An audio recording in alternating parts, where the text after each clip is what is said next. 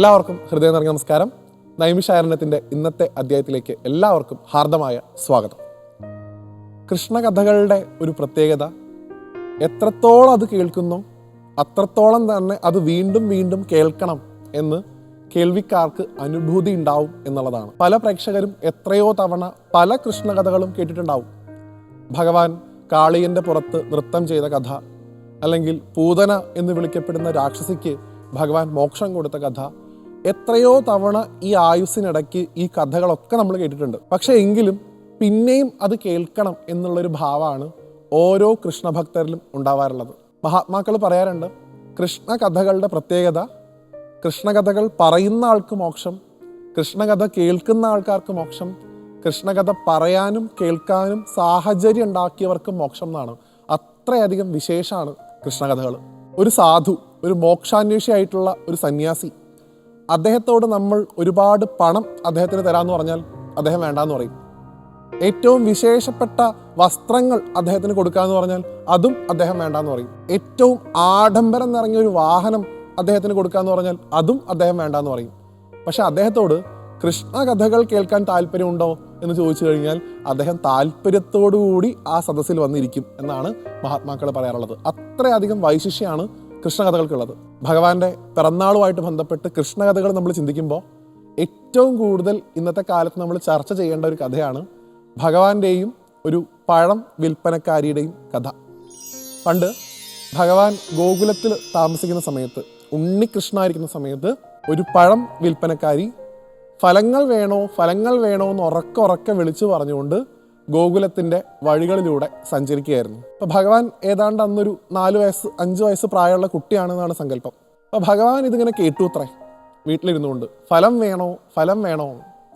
അപ്പോൾ ഭഗവാൻ തമാശയായിട്ട് മനസ്സിൽ ചിന്തിച്ചു എന്നാണ്, സാധാരണ ആളുകളൊക്കെ ചെയ്ത കർമ്മങ്ങളുടെ ഫലം ഞാനാണ് അങ്ങോട്ട് കൊടുക്കാറുള്ളത്. ഇതിപ്പോൾ ആദ്യമായിട്ടാണ് ഒരാൾ എന്നോട് ഫലം വേണോ എന്ന് ചോദിക്കുന്നത്. എന്നാൽ പിന്നെ അയാളെ ഒന്ന് കണ്ടിട്ട് തന്നെ കാര്യം എന്ന് കരുതി ഭഗവാൻ കൈ കൊട്ടിയിട്ട് ആ അമ്മയെ ഭഗവാന്റെ അടുത്തേക്ക് വിളിച്ചു എന്നാണ്. ഒരു കുട്ടിയാണ് വിളിക്കുന്നതെന്ന് കണ്ടിട്ടും ആ കുട്ടിയുടെ രൂപത്തിലുണ്ടായിട്ടുള്ള, അല്ലെങ്കിൽ ആ കുട്ടിയോട് തോന്നിയിട്ടുള്ള അഗാധമായിട്ടുള്ള സ്നേഹത്തിൻ്റെ ഒറ്റ പിൻബലത്തിൽ ആ വലിയ കുട്ടയും ചുമന്നുകൊണ്ട് ആ പഴം വിൽപ്പനക്കാരി ഭഗവാന്റെ അടുത്തേക്ക് പോയി എന്നാണ്. അവിടെ ചെന്ന് തൻ്റെ ഭാരമേറിയ കുട്ട അവർ താഴേക്ക് ഇറക്കി വെച്ചു. ഒന്നും ചോദിക്കുന്നില്ല, ആ കുട്ടിയുടെ മുഖത്തേക്ക് കണ്ണെടുക്കാതെ നോക്കി നിൽക്കുകയായിരുന്നു ആ സ്ത്രീ എന്നാണ്. ആ സമയത്ത് ഭഗവാൻ തൻ്റെ ആ മായയെ അങ്ങോട്ട് പ്രദർശിപ്പിക്കാൻ തുടങ്ങിയതാണ്. ഭഗവാൻ ആ സ്ത്രീയോട് ചോദിച്ചു, അമ്മേ, എനിക്ക് കുറച്ച് പഴം വേണമെന്ന് താല്പര്യമുണ്ട്, എനിക്ക് കുറച്ച് പഴം തരുമോ? അല്ലെങ്കിലേ ആ കുട്ടിയിൽ അതികഠിനമായിട്ടുള്ള സ്നേഹം തോന്നിയിട്ടുള്ള ആ സ്ത്രീ ഉറക്കെ പറഞ്ഞു എന്നാണ്, ഉണ്ണി, ഈ കൊട്ടയിലുള്ള പഴം മുഴുവൻ നിനക്കുള്ളതാണ്, ഇന്ന് എനിക്ക് വേറെ ആർക്കും പഴം കൊടുക്കാൻ താല്പര്യമില്ല, ഇത് മുഴുവൻ നീ എടുത്തോളൂ എന്ന് പറഞ്ഞ് തൻ്റെ കയ്യിലുള്ള ആ കുട്ട മുഴുവൻ അങ്ങോട്ട് കൊടുത്തു എന്നാണ്. അപ്പോൾ ഉണ്ണികൃഷ്ണൻ ആ അമ്മയോട് പറഞ്ഞു, ഇത് മുഴുവനൊന്നും എനിക്ക് കഴിക്കാൻ പറ്റില്ല, എൻ്റെ ഏട്ടനുണ്ട് ബലരാമൻ, അദ്ദേഹത്തിന് ഈ ഭക്ഷണമൊക്കെ കുറച്ച് താല്പര്യമാണ്, അതുകൊണ്ട് ഞങ്ങൾ രണ്ടുപേരും കൂടെ കഴിച്ചോളാം എന്ന് പറഞ്ഞ് ആ കുട്ടയിലുള്ള പഴങ്ങളൊക്കെ നിലത്ത് കൊട്ടി ആ സ്ത്രീ എന്നാണ്. അത് കഴിഞ്ഞ് ആ കുട്ടയെടുത്ത് അവർ ഭഗവാനെ തന്നെ നോക്കിക്കൊണ്ടിരുന്നു. ആ കുട്ടിയെ പിരിയാൻ എന്തോ ഒരു വൈഷമ്യം അവർക്കുള്ളതായിട്ട് തോന്നി. എങ്കിലും മനസ്സില്ലാ മനസ്സോടെ വീട്ടിലേക്ക് പോകേണ്ടതാണല്ലോ എന്നുള്ള ധാരണയിൽ അവർ പതുക്കെ തിരിഞ്ഞു നടക്കാൻ തുടങ്ങി. ആ സമയത്ത് വീണ്ടും ഭഗവാൻ അവരെ കൈകൊട്ടി വിളിച്ചു എന്നാണ്, എനിക്ക് ഇതൊക്കെ തന്നിട്ട് വെറും കൈയോടുകൂടി തിരിച്ചു പോകുന്നത് എങ്ങനെയാണ്? എൻ്റെ അമ്മ എന്നെ പഠിപ്പിച്ചിട്ടുണ്ട്, ആരുടെ കയ്യിൽ നിന്നും വെറുതെ ഒന്നും വാങ്ങരുത്, അവരുടെ കയ്യിൽ നിന്ന് എന്തെങ്കിലും ഇങ്ങോട്ട് വാങ്ങുകയാണെങ്കിൽ തിരിച്ച് അവർക്ക് അങ്ങോട്ടും എന്തെങ്കിലും കൊടുത്തോളണം എന്നാണ്. അതുകൊണ്ട് ഇവിടെ നിൽക്കൂ എന്ന് പറഞ്ഞ് ആ ഉണ്ണികൃഷ്ണൻ പിച്ച വെച്ചുകൊണ്ട് പത്തായം ഇരിക്കുന്ന ഭാഗത്തേക്ക് പോയി എന്നാണ്. അവിടെ ചെന്ന ഭഗവാൻ തൻ്റെ 2 കൈയിലും നിറയെ നെൽമണികൾ സ്വീകരിച്ചു എന്നാണ്. ആ നെൽമണികളുമായിട്ട് നടന്നു വരുന്ന സമയത്ത് ഈ ഉണ്ണികൃഷ്ണൻ്റെ കൈ ആയതുകൊണ്ടും ആ കൈകൾ വിടർത്തി വെച്ചതുകൊണ്ടും ഒരുപാട് നെൽമണികൾ ആ വിരലിനിടയിലൂടെ ഊർന്ന് താഴേക്ക് പോയി. ഏതാനും മണികൾ മാത്രമേ ബാക്കിയുള്ളൂ. ഈ മണികൾ കൊണ്ടുപോയിട്ട് ആ കൊട്ടയിലേക്ക് നിക്ഷേപിച്ചു ഭഗവാൻ. എനിക്ക് തരാൻ ഇതേ ഉള്ളൂ, ഇതുകൊണ്ട് സന്തോഷമായിട്ട് പോയിട്ട് വരൂ എന്ന് ആ അമ്മയോട് ഉണ്ണി പറയുകയും ചെയ്തു. ആ അമ്മയ്ക്ക് വലിയ തമാശയാണ് തോന്നിയത്. കാരണം താൻ കൊടുത്തിട്ടുള്ള പഴങ്ങളുടെ മൂല്യമായിട്ട് തനിക്ക് കിട്ടിയിട്ടുള്ളത് 7-8 നെൽമണികളാണ്. എന്നാലും ആ കുട്ടിയുടെ സ്നേഹം കണ്ടപ്പോൾ, ആ കുട്ടിയെ പഠിപ്പിച്ച അമ്മയുടെ വാത്സല്യം കണ്ടപ്പോഴൊക്കെ ആ അമ്മയ്ക്ക് വലിയ സന്തോഷം തോന്നിയെന്നാണ് ആ കൊട്ടയെടുത്ത് അവർ അവരുടെ വീട്ടിലേക്ക് പോയി.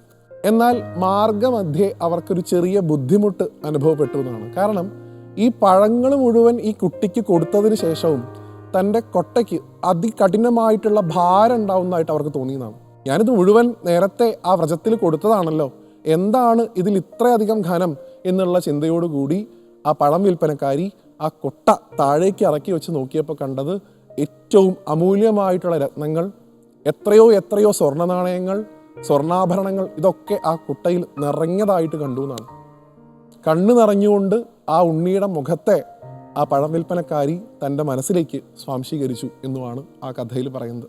നമുക്ക് ഭഗവാൻ അങ്ങോട്ട് കൊടുക്കാനുള്ളത് എന്തോ ആയിക്കൊള്ളട്ടെ, അത് സ്നേഹത്തോടു കൂടി കൊടുക്കുക. എങ്ങനെയാണോ ആ ഉണ്ണിയുടെ മുഖം നോക്കിയിട്ട് ഒന്നും തിരിച്ച് പ്രതീക്ഷിക്കാതെ ആ പഴം വിൽപ്പനക്കാരി ആ പഴം മുഴുവൻ ആ ഉണ്ണിക്ക് കൊടുത്തത്, അതുപോലെ നമ്മളുടെ മനസ്സിലുള്ള മുഴുവൻ സ്നേഹവും നമുക്ക് ഭഗവാന് കൊടുക്കാൻ സാധിക്കട്ടെ. ഭഗവാൻ ചിലപ്പോൾ നമ്മുടെ കൈകളിലേക്ക് ഏൽപ്പിച്ചു തരുന്നത് 1, 2, 3 നെൽമണികളായിരിക്കാം. പക്ഷേ ആ നെൽമണികൾ നമ്മളുടെ ജീവിതത്തിൽ അമൂല്യമായിട്ടുള്ള രത്നങ്ങളായിട്ട് മാറും എന്നുള്ള പാഠമാണ് ഈ കഥ നമ്മളെ പഠിപ്പിക്കുന്നത്. അപ്പം അതുകൊണ്ട് ഈ ഒരു അഷ്ടമി രോഹിണി കാലഘട്ടത്തിൽ ഭഗവാന്റെ ഈ ഒരു കഥയെ അനുസ്മരിക്കുന്നു. അടുത്തൊരു കഥയുമായിട്ട് വീണ്ടും കാണുന്നതുവരെ എല്ലാവർക്കും നന്ദി, നമസ്തേ.